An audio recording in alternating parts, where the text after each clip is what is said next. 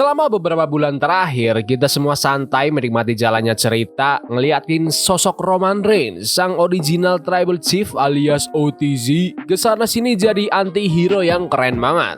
Sorakan penonton di arena rame sampai pekak, yel-yel khas OTZ menggema di setiap acara mingguan. Kita kira kita lagi nonton alur cerita penebusan dosa seorang babyface sejati, ya kan? Roman balik ngehajar The Bloodline bentukan Solo Sikoa, terus jalan santai sebagai pahlawan sejati di era modern. Tapi tahan dulu bos, soalnya di balik layar, tim kreatif baru aja ngasih kejutan besar yang gak ada satu orang pun bisa nebak. Laporan internal terbaru bikin heboh WWE Universe. WWE secara diam-diam dan resmi nulis nama Roman Reigns sebagai heel di daftar internal mereka. Gak ada momen dramatis kayak ngehianatin sahabatnya sendiri. Gak ada aksi gebuk pahlawan kesayangan pakai kursi, gak ada sama sekali. WWE cuma sekedar ngeklik saklar di balik pintu tertutup. Dan kalau kalian merhatiin petunjuk-petunjuk tipis di Monday Night Raw belakangan ini, jejaknya emang kelihatan jelas banget. Sisi gelap Roman Reigns mulai merangkak naik lagi ke permukaan dan dampak dari perubahan ini bener-bener segede itu. Terus, kenapa coba WWE nekat ngubah daya tarik terbesar dan paling dicintai penonton jadi penjahat lagi? Padahal dia baru aja dapat reaksi babyface yang meledak-ledak. Kenapa malah ngacak-ngacak resep yang lagi manjur? Aku coba ngulik dalam-dalam soal peta kreatif mereka, dan hari ini kita bakal bedah 5 alasan besar kenapa WWE diam-diam bikin Roman Reigns jadi heel lagi. Dan gimana keputusan ini ngubah segala hal ke depannya. Yuk langsung aja kita bahas. Alasan kelima, perseteruan seru lawan LA Knight. Mari kita ngomongin drama berkonflik tinggi yang lagi panas-panasnya di Monday Night Raw. Sekarang Roman lagi terlibat perselisihan sengit sama sosok The Megastar sendiri, yaitu LA Knight. Nah, coba kita hening sejenak dan apresiasi seorang LA Knight. Selama 3 tahun berturut-turut, orang ini selalu dapat sorokan riuh yang mau ngerubuhin atap stadium tiap kali musiknya diputar. Dia itu tanpa ragu lagi salah satu babyface murni yang terbentuk secara alami dan paling disayang fans dalam waktu yang lama. Penonton gak cuma sekedar suka, mereka cinta mati sama dia. Coba bayangin kamu ada di posisi Triple H sama tim kreatif buat sedetik aja. Gimana caranya kamu bikin alur perseteruan main event antara Roman Reigns yang babyface lawan LA Knight yang juga babyface buat acara gede sekelas Money in the Bank? Gak bakal bisa. Kalau kamu tetap mempertahankan Roman sebagai pahlawan penarik massa, suara penonton bakal langsung terbelah. Kamu beresiko bikin setengah penonton balik membenci LA Knight, atau yang lebih parah, ngerusak momentum emas yang udah dibangun LA bertahun-tahun lewat kerja kerasnya.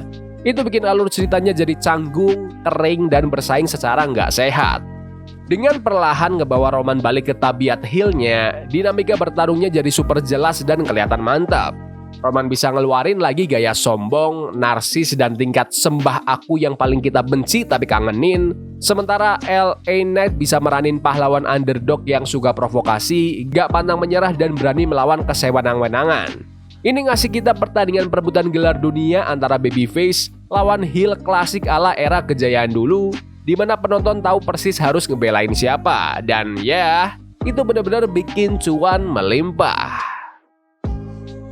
Alasan keempat, jalan cerita The Bloodline cuma bisa jalan kalau Roman Reigns jadi diktator. Momen kembalinya Roman Reigns sebagai babyface emang seru buat nostalgia sejenak. Ngeliat dia ngeberantas The Bloodline-nya Solo Sikoa sambil denger penonton teriak-teriak manggil namanya itu keren banget. Tapi coba tanya ke diri sendiri, apa iya alur cerita The Bloodline bisa bertahan kalau Romannya jadi bintang yang baik hati, yang rendah hati? Jelas gak bakal bisa. Seluruh DNA, seluruh pondasi pemecah rekor bertahun-tahun dari alur cerita The Bloodline dibangun atas dasar Roman Reigns sebagai dalang yang kejam, licik, dan pintar memanipulasi. Keajaiban cerita ini bukan cuma pas Roman menang bertanding, tapi pas Roman duduk di kepala meja makan, nuntut kepatuhan mutlak, ngacak-ngacak pikiran sepupunya, dan memerintah lewat rasa takut dan intimidasi. Saat Roman berakting kayak pahlawan kebenaran, ketegangannya langsung hilang gitu aja. Cerita The Bloodline itu hidup dari ketidakharmonisan keluarga dan drama psikologis yang kelam. Begitu Roman mulai nuntut kepatuhan total lagi, acaranya langsung dapat lagi kesan tajam dan mencekamnya. WWE sadar kalau mau dapat kualitas cerita kelas atas lagi, mereka butuh Roman bergerak dari sisi gelap. Sang tribal chief itu bukan pahlawan, dia itu diktator. Dan jauh di dalam hati, karakter versi itulah yang bikin tayangan TV jadi paling seru. Alasan ketiga, naikkan derajat Solo Sikoa. Nah, poin berikutnya ini bikin alur perkembangan karakternya makin jenius buat jangka panjang. Mari kita bahas Solo Sikoa. Sejak Solo berubah jadi babyface beberapa minggu sebelum SummerSlam, respon penonton benar-benar di luar dugaan. Sang Street Champion berhasil ngerebut hati WWE Universe sepenuhnya, melepas persona pengawal diamnya buat jadi bintang favorit penonton yang tangguh. Tapi ada satu hal di sejarah gulat, setiap babyface hebat butuh sosok naga raksasa yang menakutkan buat dikalahkan supaya benar-benar bisa mencapai level bintang kelas atas.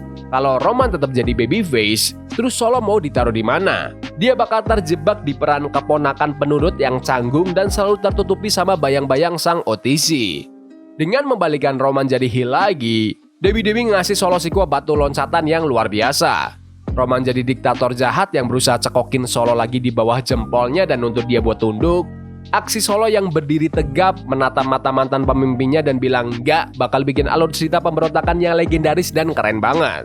Ini langsung ngasih Solo panggung yang gede, menaikkan kelas babyface-nya dari sekedar pemeran pembantu yang lumayan jadi pahlawan main event sejati yang memperjuangkan kebebasannya. Alasan kedua, Raw butuh sosok mega heel. Di luar urusan jalan cerita, ada alasan praktis dan krusial banget di balik layar buat perubahan ini. Coba deh kalian lihat daftar pegulat Monday Night Raw sekarang. Panggung utama brand merah ini bener-bener full sama pegulat babyface tingkat atas. Ada LA Knight, ada Penta yang bikin heboh, ada Monster yang lagi naik daun Obafemi. Terus sekarang ada Solo Sikoa yang mulai condong jadi babyface. Bener-bener parade pegulat kesayangan penonton. Tapi masalahnya, mereka harus bertarung lawan siapa? Siapa musuh utama? Bos terakhir berstatus heel yang menguasai main event. Daftar pegulat papan atasnya benar-benar nggak seimbang. Kalau kamu punya terlalu banyak pahlawan tapi nggak ada penjahat yang sebadan, alur main eventmu bakal mandek. Perselisihannya mulai berasa dipaksakan dan akhirnya kamu cuma dapat pertandingan pahlawan lawan pahlawan yang nggak ada tensi panasnya sama sekali. Mengembalikan Roman Reigns jadi heel di internal langsung ngeberesin masalah struktur Monday Night Raw secara instan. Roman balik lagi jadi the final boss paling mengerikan di brand merah. Mendadak, orang-orang kayak Penta, Obafemi, dan LA Knight punya tembok raksasa yang menakutkan buat ditabrak. Ini ngasih nafas baru yang seger dan liar ke seluruh sistem acaranya, sekaligus ngasih Raw sosok penjahat main event kejam yang emang lagi dibutuhkan banget. Alasan terakhir, menyiapkan momen kembalinya The Rock sebagai babyface. Dan ini ngebawa kita ke alasan paling gede, paling gila, dan paling bikin geleng-geleng kepala dari semuanya. Semua yang kita lihat sekarang adalah persiapan buat pertandingan paling raksasa yang bisa dibuat sama WWE. Kita semua tahu, ujung dari saga The Bloodline ini yaitu Roman Reigns lawan The Rock.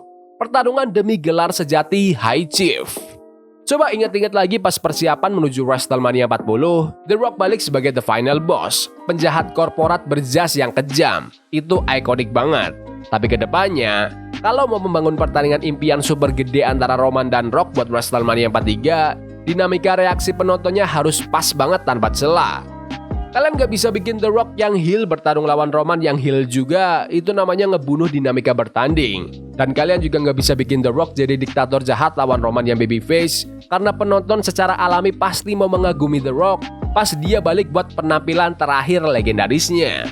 Dengan mengukuhkan Roman sebagai diktator kejam yang merebut kekuasaan dan menyalahgunakan peninggalan familinya, WWE menciptakan skenario yang pas banget buat The Rock balik sebagai pahlawan penyelamat, The People's Champion. Coba bayangin, kekejaman Roman udah sampai di titik yang keterlaluan, sampai-sampai memaksa The Final Boss buat naik ke ring lagi, bukan sebagai penjahat, tapi sebagai kepala keluarga yang datang buat menertibkan sepupunya yang udah lepas kendali dan ngerebut kembali warisan keluarga mereka. Ini bikin dinamika babyface lawan heel jadi paling bersih, paling beresiko tinggi, dan paling emosional buat pertandingan terbesar sepanjang sejarah gulat.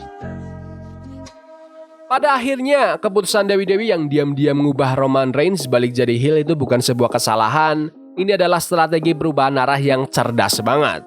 Keputusan ini ngeberesin keseimbangan pegulat di Raw, ngasih momentum gede buat LA Knight dan Solo Sikoa, mengembalikan roh dari cerita The Bloodline, dan menyiapkan panggung buat pertarungan legendaris lawan The Rock. Sang OTC nggak cuma sekedar menguasai acara, dia ngajak kita semua balik lagi ke sisi gelap, dan jujur aja aku sih dukung 100%. Tapi sekarang aku mau dengar pendapat dari kalian. Gimana tanggapan soal WWE yang diam-diam daftarin Roman Reigns sebagai heel lagi? Kalian lebih suka ngelihat dia tetap jadi OTC yang dicintai atau udah siap nunggu kembalinya The Tribal Chief yang kejam? Komen pendapat kalian di kolom komentar. Jangan lupa tonton video alasan kenapa John Cena turn heel, serta subscribe, like, bunyiin lonceng biar nggak ketinggalan berita dan updatean terkini tentang WWE.